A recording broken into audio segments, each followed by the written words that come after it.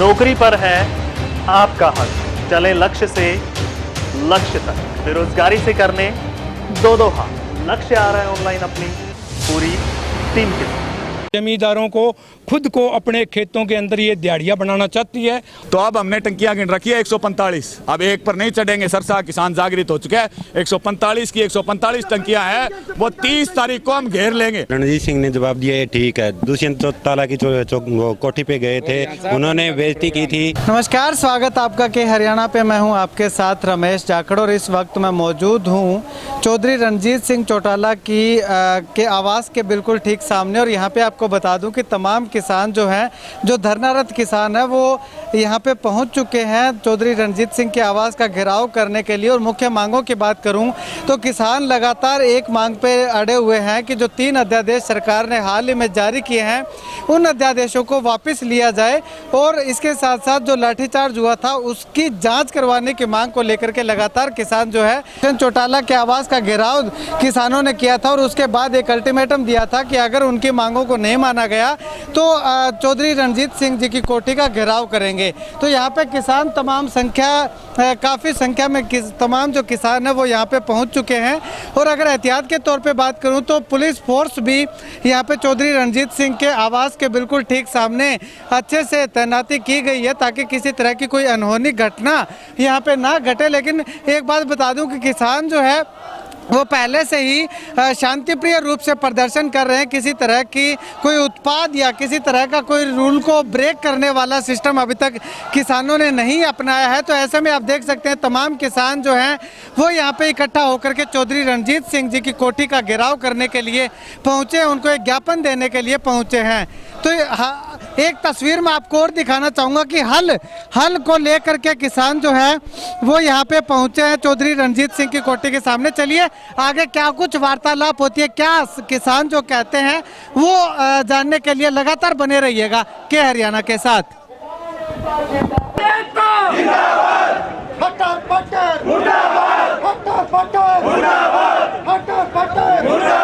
ऐसे साथी मौजूद हो जो किसानों की बात सुन सके, तो उनसे हमारा अनुरोध है कि वो किसानों के बीच में आए। पूरे हरियाणा की किसानों की बदले नस्ल उदार नसिया कहा जाता था, जिस चौधरी लाल को हम लोग भगवान की तरफ मौजूद है, वो करना चाहे बातचीत, तो हम आपका स्वागत। ये हमारी 4 विशेष मांगे। एक तो कि लाठीचार्ज गृह मंत्री कह रहे हैं हमने तो किया ही नहीं। तो लाठीचार्ज तो देखो हरियाणा में हुआ है, पाकिस्तान में नहीं हुआ। किसानों की हड्डियाँ भी टूटी है, फुटेजेज भी है, चाहे वो कांग्रेसी का नाम ले दिया जाए। चौधरी साहब भी कभी कांग्रेसी थे, पर किसान ना कांग्रेसी है, ना बीजेपी का है, ना लोकदल का है, ना जेजेपी का है, वो तो किसान। तो हरियाणा सरकार के मुखिया तुरंत उस कांड के लिए माफी मांगे, पहली मांग। और एक तरफ तो मुख्यमंत्री हमारे धरने के बाद घोषणा करते हैं कि स्पेशल गिरदावरी कराई जाए, लेकिन उसी दिन डीसी साहब बयान देते हैं कि हरियाणा में सिरसा में 8% नुकसान है, 10% हिसार में नुकसान है और लगभग 9% भिवानी में नुकसान है। जबकि हम कहते हैं अगर इतना नुकसान है तो आप हमें 50% में हमारी फसल हम देने को तैयार है। आपको आपके हिसाब से तो 90% है, आप 90% चुको, 50% हमें दो, 40% आप। लगातार 11वां दिन है, हम अपनी 4 मांगों पर आज भी अड़े हुए हैं। हरियाणा का मुख्यमंत्री लाठीचार्ज के लिए माफी मांगे, हरियाणा की खराब हुई फसलों का 40,000 रुपये प्रति एकड़ मुआवजा दिया जाए। जो ट्यूबवेल कनेक्शन का हमें देने का वादा किया गया था, वो ट्यूबवेल कनेक्शन तुरंत जारी किए जाए। तीनों किसान विरोधी अध्यादेश वापस लिए जाएं। आज हमने चौधरी रणजीत सिंह की कोठी पर ज्ञापन दिया है, चौधरी साहब से भी बातचीत भी हुई है।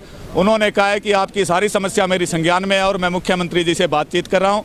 तो हमने भी बिजली मंत्री को यही आश्वासन दिया कि आप हमारी समस्याओं का हल कराइए। किसान अपने खेत में, किसान अपने घर में जाने को तैयार है, लेकिन जब तक किसानों की समस्याओं का हल नहीं होगा, 4 मांगे मानी नहीं जाएगी।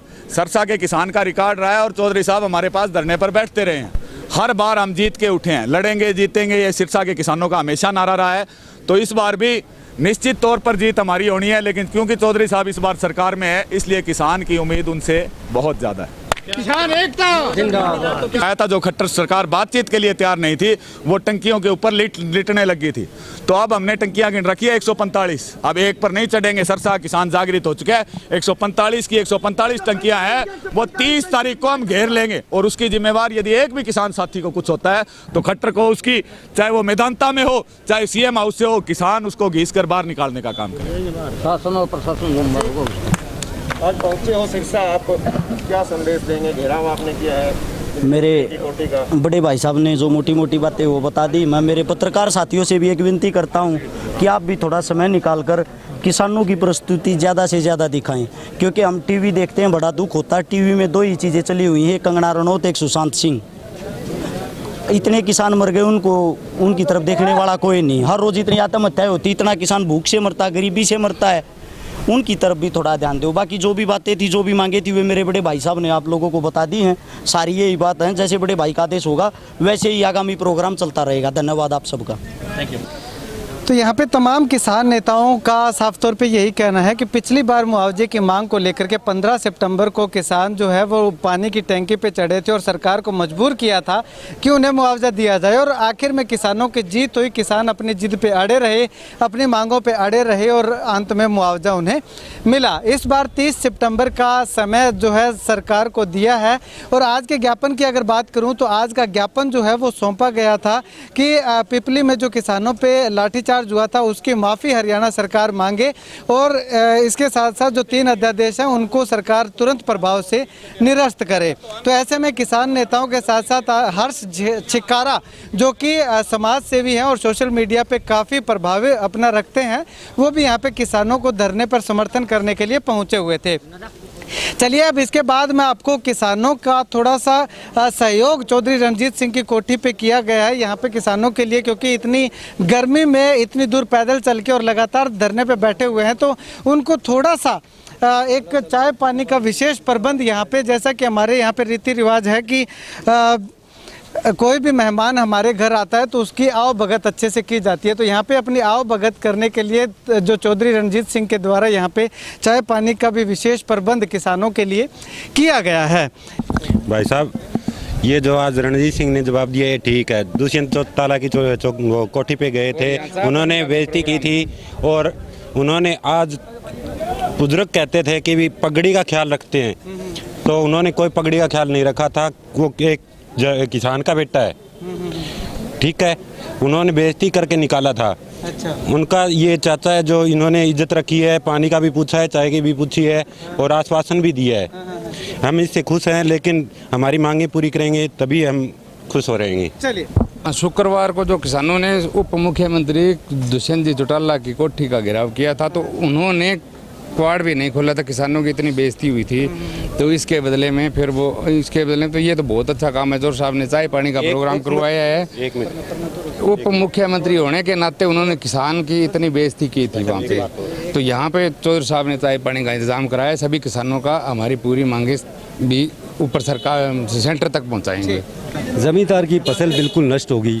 हमारी किसी के साथ कोई झगड़ा नहीं है। जो उचित रेट है, हम सरकार के पैसे भी भर रहे हैं, किसी बीमा भी 1600 रुपये एकड़ का, तो उसका हमने मुआवजा तो मिलना भी चाहिए जी। जो सेंट्रल सरकार ने एक अध्यादेश जारी किया था, उसमें किसानों को इतना वो कुछ किया है कि हमारे शायद वो बुजुर्ग नहीं रहे बताने वाले 1935 से पहले किसानों का क्या हाल था, वो हाल आज इस बीजेपी सरकार ने अध्यादेश जारी करके किसानों का हल करना चाहे।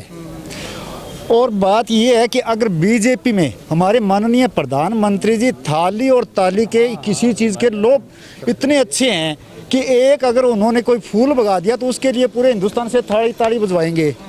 अरे इतना बढ़िया अध्यादेश था, तो ये बाद में जाते लोकसभा में तो हम ढोल नगाड़ों से उनका स्वागत करते, चोर दरवाजे से क्यों लेके आए। मैं ये कहना चाहता हूँ कि आज से जो आज़ादी से पहले जो सिचुएशन देश की थी, देश उसी पे जा रहा है। उस टाइम सामंत प्रथा थी, बड़े लोग थे, जमींदारों से रोटी के बदले काम करवाते थे और चमड़ी भी उतार लेते थे, कोई सुनाई नहीं होती थी। आज ये जो 3 अध्यादेश लेके आए हैं, देश उसी सन 47 वाली स्थिति पे जा रहा है। और ये जो सरकारें हैं ये कुछ नहीं करना चाहती, ये पूंजीपतियों की सरकार है। जमींदारों को खुद को अपने खेतों के अंदर ये दिहाड़ियाँ बनाना चाहती है और ये बनाएगी, पर किसान पीछे हटने वाला नहीं है। जान दे देगा पर पीछे नहीं हटेगा। हम यहाँ मुआवजे के लिए आए हैं। बीमा बहुत से किसानों ने करवाया नहीं है, फसल सारी खराब हुई पड़ी है। तो सरकार मुआवजा दिलाए। हम चौधरी साहब की कोठी पर आए, हमारी कदर की है। मैं चाय पानी के लिए पूछा है, शायद हमें विश्वास है कि चौधरी रणजीत सिंह हमारी बात सुनेंगे और हमारा मुआवजा दिलवाने का कष्ट करेंगे। चलिए, शुक्रिया बातचीत के लिए। तो यहाँ पे आपको बता दूं कि तमाम किसान जो है वो सरकार के खिलाफ लामबंद हैं। किसान नेता जो है वो लगातार आंदोलन की घोषणा कर चुके हैं और उसके साथ साथ किसान भी यही कह रहे हैं कि अगर उन्हीं की ज़मीन पे उन्हीं से मजदूरी करवाने का जो सरकार सपना देख रही है, वो सपना हर संभव कामयाब नहीं होने देंगे। और इसके लिए किसान को अगर अपनी जान की बाजी भी लगानी पड़ी तो कोई परहेज नहीं करेंगे। लाठियाँ तो खा ली हैं किसानों ने अपने हकों के लिए, लेकिन अगर जान भी देनी पड़ी तो वो कदम पीछे नहीं हटाएंगे। ऐसे में आने वाले वक्त में क्या होता है ये तो आने वाला वक्त ही बताएगा। कैमरा सहयोगी सुनील के साथ रमेश जाखड़ के हरियाणा।